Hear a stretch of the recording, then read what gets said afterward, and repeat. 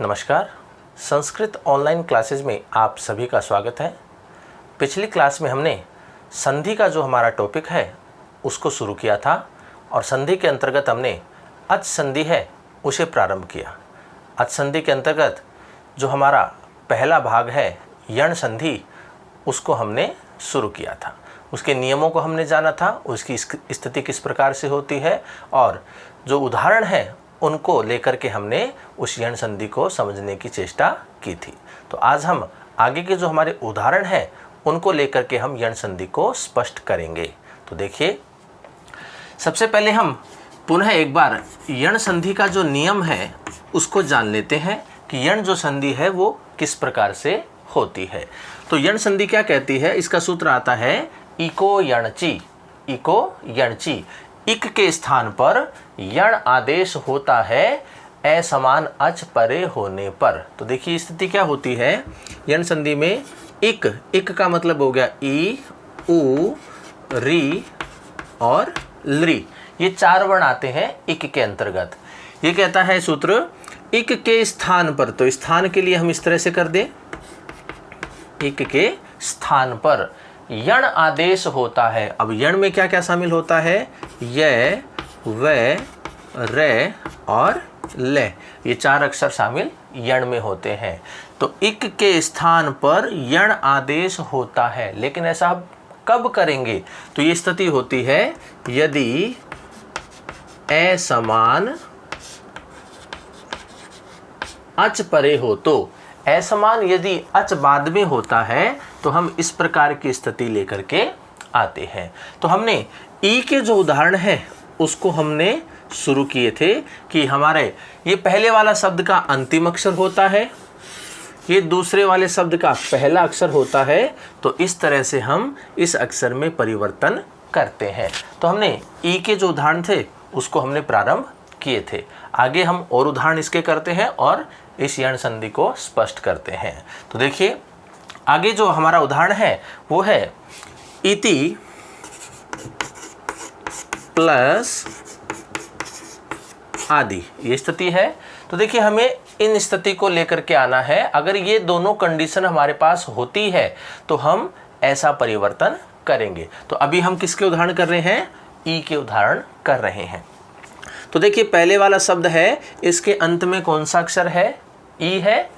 तो देखिए इस ई को हम क्या करेंगे, बाहर निकाल लेंगे।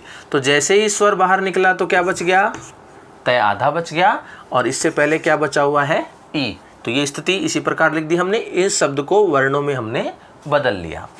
प्लस का निशान है, यहाँ पर क्या है, आ बाहर निकाल लिया और ये दी यहाँ पर बच गया। संधि कहाँ होनी है, इन दोनों के मध्य में संधि होनी है। तो देखिए पहली कंडीशन हमारी होती है कि पहले वाले शब्द के अंत में हमें ई मिलना चाहिए। तो देखिए हमारे पास ई यहाँ पर है, तो पहली कंडीशन पूरी हो गई। दूसरी कंडीशन ये होती है कि असमान अच बाद में होना चाहिए। तो देखिए यहाँ क्या है, आ है, तो इसका मतलब ये असमान अच है, मतलब ई को छोड़ करके कोई भी स्वर हो।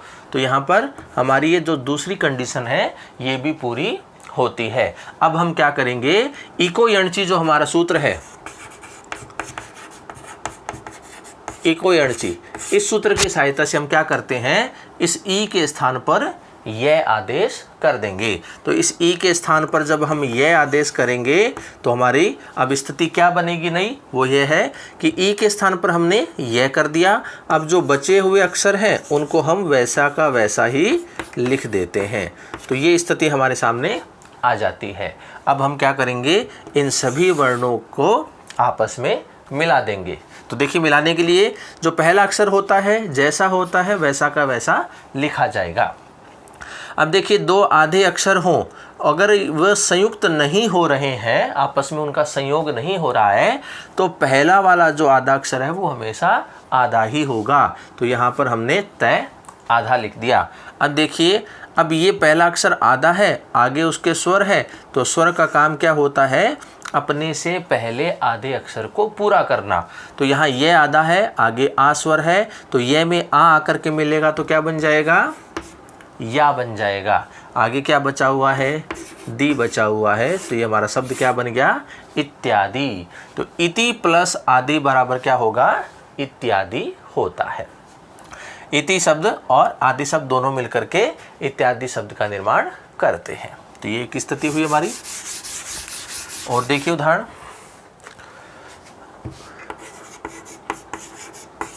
अभी प्लस आगत है, अभी प्लस आगत है। तो देखिए पहले वाले शब्द के अंत में क्या है, ई है, छोटी ई है, इसको बाहर निकाल लिया तो यहाँ क्या बच गया, भय आधा बच गया, और उसके बाद ए लिखा हुआ है, प्लस का निशान, आ को बाहर निकाल लिया और यहाँ गत है, ऐसी स्थिति बची हुई है। अब देखिए यहाँ ई है, उसके आगे असमान स्वर है, तो ई के स्थान पर हम क्या कर देंगे, ये कर देंगे, तो ई के स्थान पर ये लिख देंगे। अब जो बचा हुआ है उसको वैसा का वैसा लिख देंगे। यहाँ भय बचा हुआ है, यहाँ ए है, यहाँ पर आ है, यहाँ गत है, ये स्थिति बन गई हमारी। अब हम इनका वर्ण सम्मेलन करेंगे, आपस में इनको मिलाएंगे। तो देखिए पहला अक्षर ए है, ये ऐसा कैसा आ जाएगा, दो आधे अक्षर हैं, दोनों में संयोग नहीं होता, इसलिए पहला अक्षर जो आधा है उसको हम आधा ही लिखेंगे, तो भय आधा लिख दिया। अब ये आधा है, आगे उसके स्वर है, तो ये स्वर आकर के उसमें मिलेगा, तो ये में आ मिलेगा तो या बन जाएगा।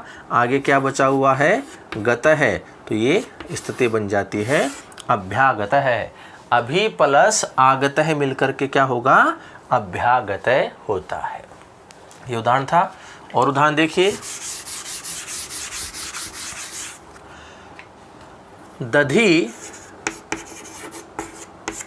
प्लस अत्र, दधी प्लस अत्र।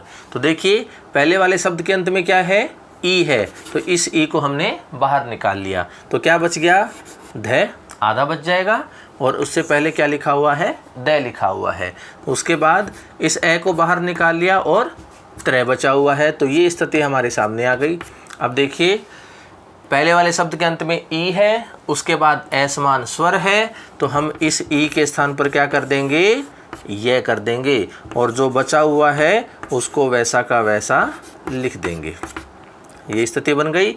अब हम इनका वर्ण सम्मेलन करेंगे। तो वर्ण सम्मेलन करेंगे तो पहला अक्षर तो जैसा है वैसा का वैसा, दो आधे अक्षर हैं, दोनों में संयोग नहीं हो रहा है, तो पहला वाला आधा अक्षर आधा लिखेंगे।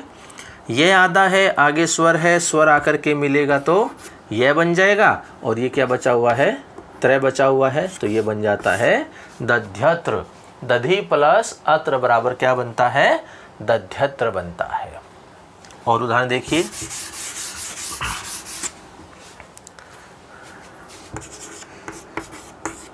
इति प्लस अस्ति, इति प्लस अस्ति। तो पहले वाले शब्द के अंत में क्या है, ई है छोटी, तो उसको बाहर निकाल लिया। जब ई बाहर निकल गया तो तय आधा बच गया। उसके बाद है ई, प्लस का निशान, ए को बाहर निकाल लिया और आगे स्ति, इस प्रकार से बच गया। पहले वाले शब्द के अंत में ई है, उसके बाद असमान स्वर है, तो इको यणची सूत्र की सहायता से ई के स्थान पर क्या कर देंगे, ये कर देंगे।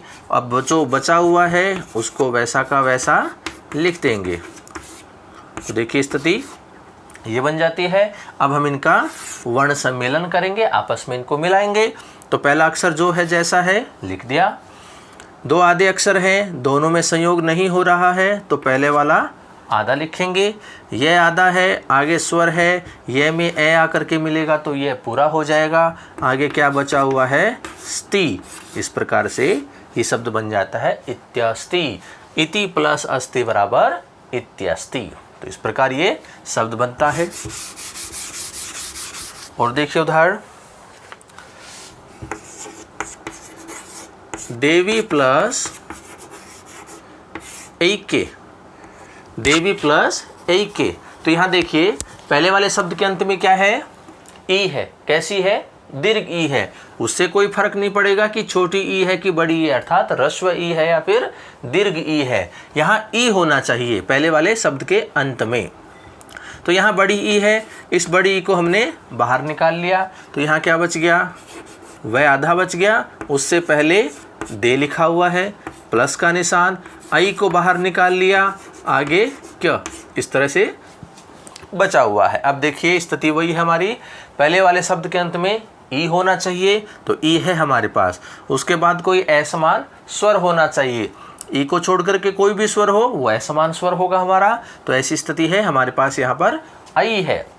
अब देखिए हम इस सूत्र की सहायता से क्या करेंगे, ई के स्थान पर यह आदेश करेंगे। अब जो बचा हुआ है उसको वैसा का वैसा लिख देंगे, तो ये स्थिति बन जाती है। अब हम इनका क्या करेंगे, वर्ण सम्मेलन। वर्ण सम्मेलन हम करेंगे तो देखिए पहला अक्षर जैसा है वैसा का वैसा लिखेंगे, तो ये हो जाएगा दे। दो आधे अक्षर हैं, दोनों में संयोग नहीं हो रहा है, तो पहले वाला अक्षर आधा लिखेंगे। यह आधा है, आगे आई स्वर है, तो ये हम इसको मिलाएंगे तो ये क्या बन जाएगा, यही बन जाएगा, क्योंकि आई है ये। और आगे क्या बचा हुआ है, आधा कै और ये, तो ये क्या बन गया, दिव्यैके, दिव्यैके। अब देखिए एक स्थिति क्या होती है, ए यदि अकेला लिखा जाएगा तो बिना मात्रा के होता है। आई जब अकेला लिखा जाएगा तो ऊपर हम एक मात्रा दिखाते हैं। ये जो ए किसी वर्ण में मिलेगा तो ये एक मात्रा के साथ में दिखाई देता है, और ये आई किसी वर्ण में मिलेगा तो वो दो मात्रा के रूप में दिखाई देता है। तो यही स्थिति हमने यहाँ की है कि यहाँ आई जो है वो अकेला है तो एक मात्रा के रूप में दिखा दे रहा है, लेकिन जैसे ही ये किसी वर्ण में मिलेगा तो वो दो मात्रा के रूप में होता है। तो इस प्रकार से ये शब्द बनता है देवी प्लस ऐ के बराबर दिव्यैके। ठीक है ना। इसी प्रकार एक उदाहरण और देखिए,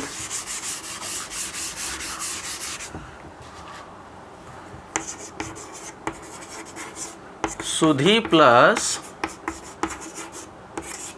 उपास्य, सुधी प्लस उपास्य। तो पहले वाले शब्द के अंत में क्या है, दीर्घ ई है, तो इस दीर्घ ई को हमने बाहर निकाल लिया, तो यहाँ क्या बच गया, ध बच गया। उससे पहले क्या है, सु, ऐसा लिख दिया। आगे इस ऊ को बाहर निकाल लिया और पाश्य, इस प्रकार से शब्द बचा हुआ है, तो इनको लिख दिया हमने। अब देखिए स्थिति क्या है, पहले वाले शब्द के अंत में ई है, उसके बाद असमान स्वर ऊ है, तो हम ई को अणची सूत्र की सहायता से ई के स्थान पर क्या कर देंगे, यह कर देंगे। अब जो बचा हुआ है उसको वैसा का वैसा लिख देंगे। अब देखिए हम इनका क्या करेंगे, वर्ण सम्मेलन करेंगे। वर्ण सम्मेलन करेंगे तो पहला अक्षर जो है जैसा है वैसा का वैसा, दो आधे अक्षर हो, दोनों में संयोग नहीं हो, तो पहले वाला आधा रहेगा। ये आधा है, आगे ऊ स्वर है तो ऊ आकर के मिलेगा, तो ये में छोटा ऊ मिलेगा, ह्रस्व ऊ मिलेगा, तो यू इस प्रकार से लिखा जाएगा। आगे क्या बचा हुआ है, पाश्य है, तो इस प्रकार से शब्द बनता है शुद्धोपास्य है। तो सुधी प्लस उपास्य बराबर क्या होता है, शुद्धोपास्य। इस प्रकार से ये शब्द हमारा बनता है। तो हमने यण संधि के अंतर्गत जो ई के उदाहरण हैं उनको हमने यहाँ पर स्पष्ट किया है कि पहले वाला जो शब्द होगा उसका अंतिम अक्षर कैसा होगा, ई होगा। उसके बाद दूसरे वाले शब्द का पहला अक्षर कैसा होगा, कोई असमान अच होगा। और अगर ऐसी स्थिति होती है हमारे पास तो हम ई के स्थान पर क्या कर देंगे, यह आदेश कर देंगे। अब हम उदाहरण करेंगे ऊ के। इसमें स्थिति क्या होगी कि पहले वाला जो शब्द होगा उसका अंतिम अक्षर हमें क्या मिलेगा, अब ऊ मिलेगा, चाहे वो ह्रस्व के रूप में हो या फिर दीर्घ के रूप में हो, ऊ मिलेगा। उसके बाद असमान कोई अच हमें मिलेगा, इसका मतलब है ऊ को छोड़ करके कोई भी स्वर हो तो वो हमारा असमान अच होगा। अगर हमें ऐसी स्थिति मिलती है तो हम ऊ के स्थान पे क्या कर देंगे, वह कर देंगे। अब तक हम ई के स्थान पर यह करते आ रहे थे, अब हम ऊ के स्थान पर क्या करेंगे, वह आदेश करेंगे। तो हम इनके उदाहरण अब करते हैं। तो देखिए सबसे पहले आता है मधु प्लस अरि, मधु प्लस अरि। तो स्थिति देखिए, पहले वाला शब्द है उसका अंतिम अक्षर क्या है, ऊ है। कैसा है, ऊ है। तो इस ऊ को हमने क्या कर लिया, बाहर निकाल लिया। ऊ कैसा है, छोटा है, तो छोटे ऊ को हमने बाहर निकाल लिया। जब यहाँ से स्वर बाहर निकल गया तो बचने वाला अक्षर कैसा होगा, आधा होगा, तो ध कैसा हो गया, आधा हो गया। अब हम ये बचा हुआ जो है मैं, इसको लिख देंगे प्लस का निशान, आगे है ए, इसको बाहर निकाल लिया और री बचा हुआ है। ये स्थिति बनी। अब हम देखिए पहले वाले शब्द का अंतिम अक्षर ऊ है, तो ये हमारी जो कंडीशन है पूरी हो रही है। उसके बाद ए समान स्वर होना चाहिए, तो यहाँ ऊ को छोड़ करके कोई अन्य स्वर है, तो ये हमारी दूसरी स्थिति भी पूरी हो रही है। तो अब हम इको यणची इस सूत्र की सहायता से क्या करेंगे, ऊ के स्थान पर वै आदेश करेंगे। तो ऊ के स्थान पर वै आदेश करेंगे, तो ये लिख दिया हमने वै। अब जो बचा हुआ है उनको वैसा का वैसा लिख देंगे, स्म, ध, व, ए और री, ये स्थिति बन गई। अब हम इनका वर्ण सम्मेलन करेंगे, इनको आपस में मिलाएंगे। तो पहला अक्षर जो है तो मैं का मैं हो गया, ध और वै दोनों व्यंजन है, दोनों में संयोग नहीं हो रहा है, तो पहले वाला अक्षर हम क्या करेंगे, आधा लिखेंगे। अब यहाँ पर वै आधा है, आगे ए स्वर है, तो वै में ए मिलेगा तो क्या हो जाएगा, वै पूरा हो जाएगा। और अंत में क्या बचा हुआ है, री। और जब हम विभक्ति कार्य करते हैं तो विसर्ग लगा देंगे, तो ये शब्द बन जाता है मधवरी। तो मधु प्लस अरि बराबर क्या हो जाएगा, मधवरी। तो ये शब्द इस प्रकार से बनता है। और देखिए उदाहरण,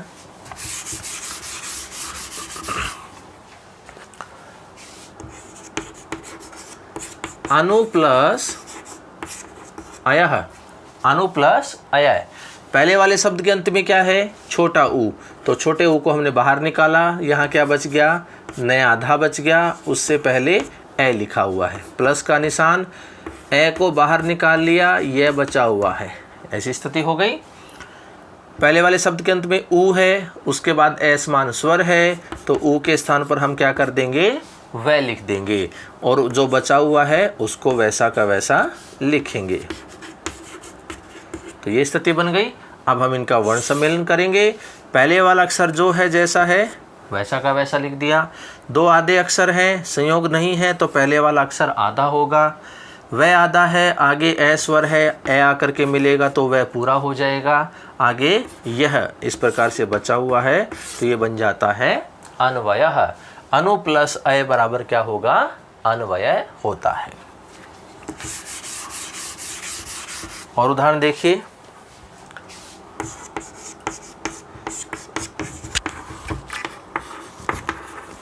गुरु प्लस आदेशः, गुरु प्लस आदेश है। तो देखिए पहले वाले शब्द के अंत में ऊ है, इस ऊ को हमने बाहर निकाल लिया, तो यहाँ क्या बच गया, रे आधा बच गया। उससे पहले लिखा हुआ है गु, प्लस आ को बाहर निकाल लिया, और ये बचा हुआ है देश है। तो इस प्रकार की स्थिति बन गई। तो देखिए पहले वाले शब्द के अंत में ऊ है, उसके बाद ए समान स्वर है, ऊ के स्थान पर क्या कर देंगे, वह कर देंगे।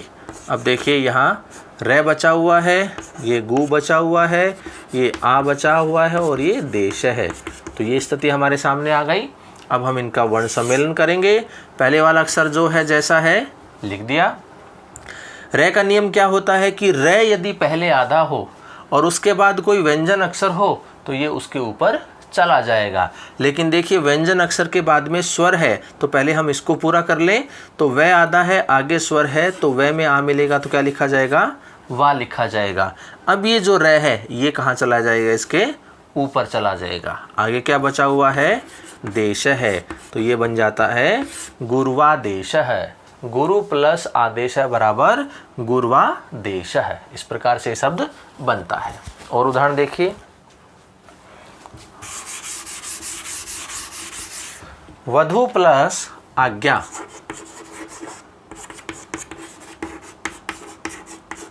वधु प्लस आज्ञा।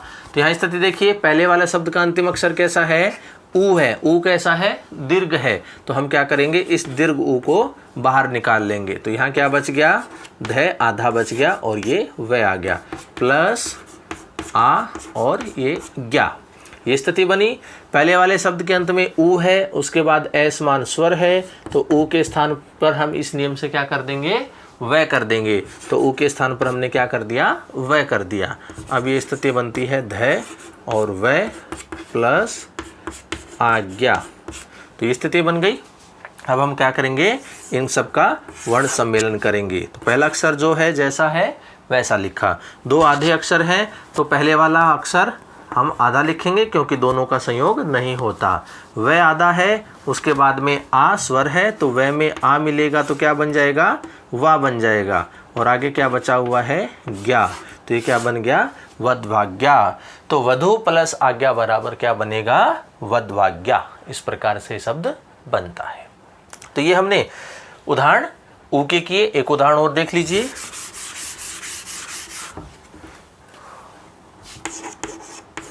गुरु प्लस रिद्धि, शब्द है गुरु प्लस रिद्धि। अब देखिए पहले वाले शब्द के अंत में क्या है, छोटा ऊ है, तो छोटा ऊ हम क्या करेंगे, इसको बाहर निकाल लिया। क्या बच गया, रे बच गया।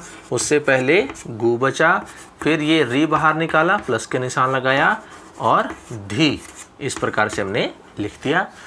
पहले वाले शब्द के अंत में ऊ है, उसके बाद असमान स्वर है, तो हम ऊ के स्थान पर क्या कर देंगे, वह लिख देंगे। अब देखिए जो बचा हुआ है उनको हम वैसा का वैसा लिख देंगे। तो ये स्थिति बन गई। अब देखिए इनका हम वर्ण सम्मेलन करेंगे। यहाँ सबसे पहला अक्षर जो है जैसा है लिख दिया। रे और वह दोनों व्यंजन है। देखिए रे का नियम आ गया कि रे पहले आधा हो उसके बाद में व्यंजन हो तो वो ऊपर उसके चला जाएगा। तो उससे पहले हम इसको पूरा करें क्योंकि वह आधा है, उसके बाद में री स्वर है तो स्वर आकर के मिलेगा।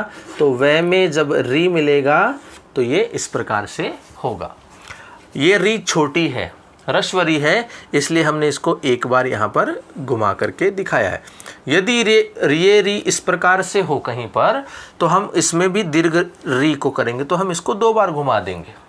लेकिन यहाँ स्थिति क्या है, अभी एक घुमाव है अर्थात रस्वरी है, तो हम यहाँ पर भी क्या करेंगे, रस्व की स्थिति ही दिखाएंगे। अब हम इस रे को क्या करेंगे, इसके ऊपर ले जाएंगे।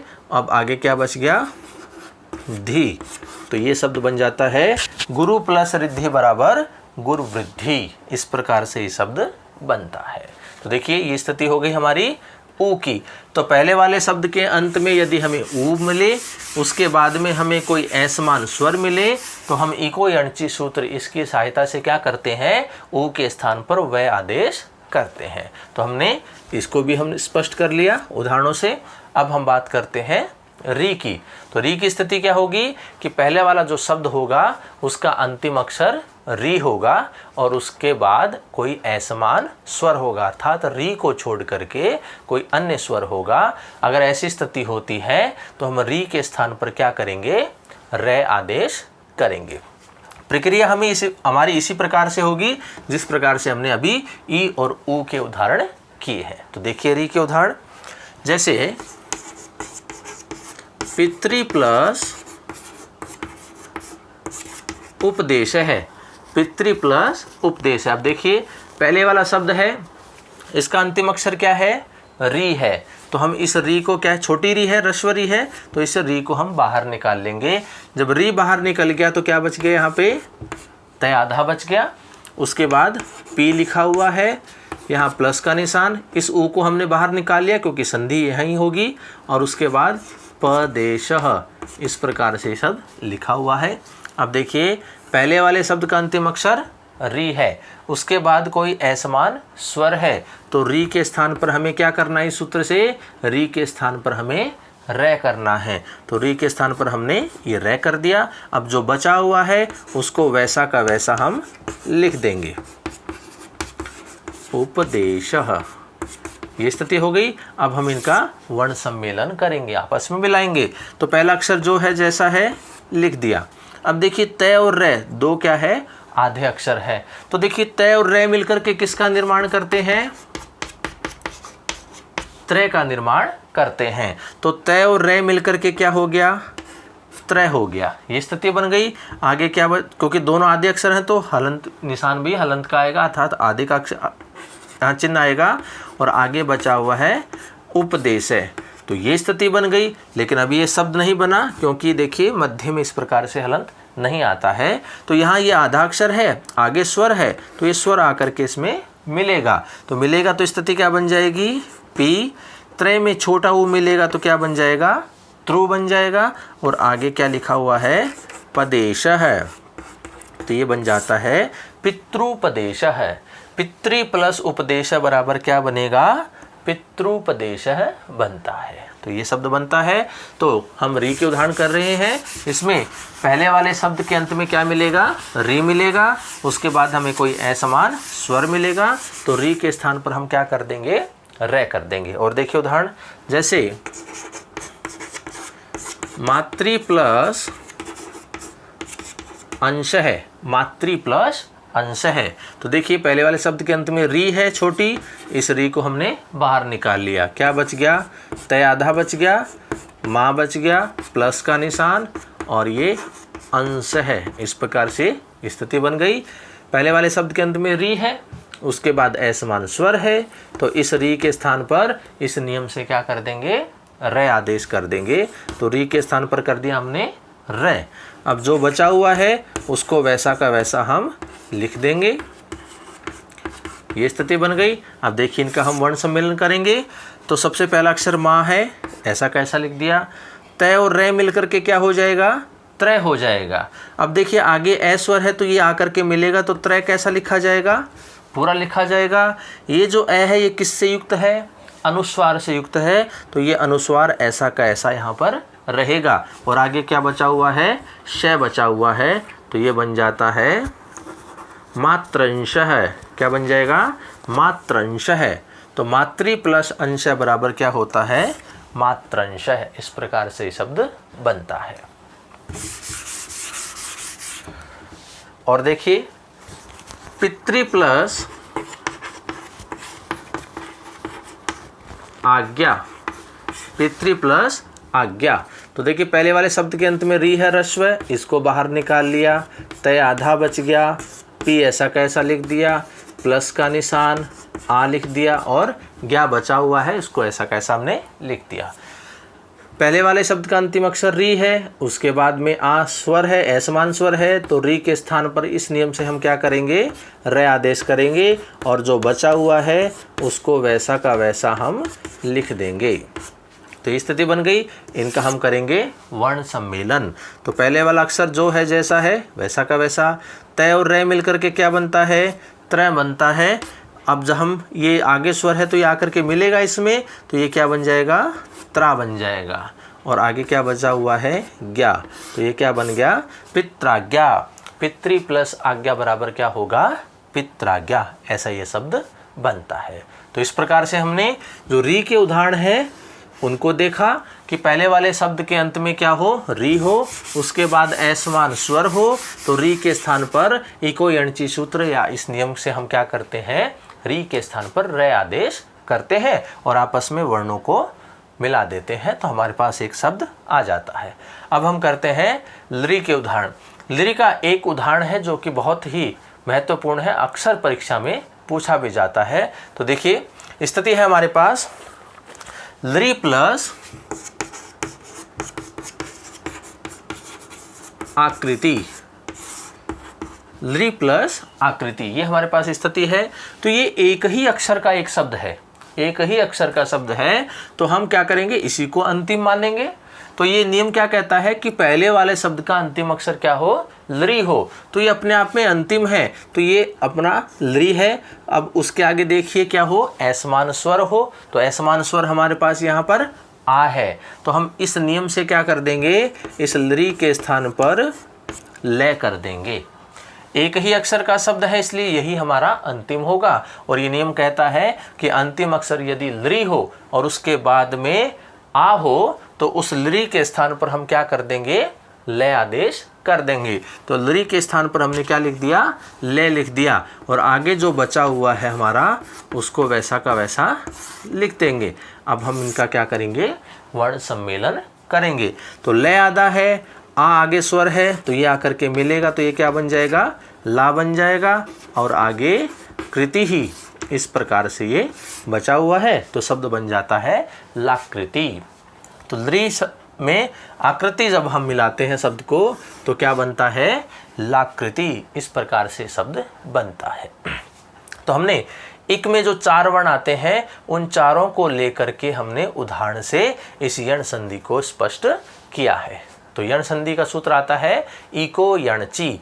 इक के स्थान पर, और इक में 4 वर्ण आते हैं, ई, उ, री एवं ली। इक के स्थान पर यण आदेश होता है। यण जो होता है वो 4 होते हैं, य, व, र और ल। इक के स्थान पर यण आदेश होता है यदि उससे परे, उससे का मतलब है इक से परे क्या हो, असमान अच हो। अर्थात ई के सामने ई नहीं होना चाहिए, उ के सामने उ नहीं होना चाहिए, री के सामने री नहीं होना चाहिए और लरी के सामने लरी नहीं होना चाहिए। इनके अलावा कोई भी स्वर हो सकता है। यदि ऐसी स्थिति होती है तो ई के स्थान पर हम य करेंगे, उ के स्थान पर हम वै करेंगे, री के स्थान पर हम रै करेंगे और लरी के स्थान पर हम ले करेंगे, जैसा हमने इन उदाहरणों में देखा। तो ये थी हमारी यण संधि।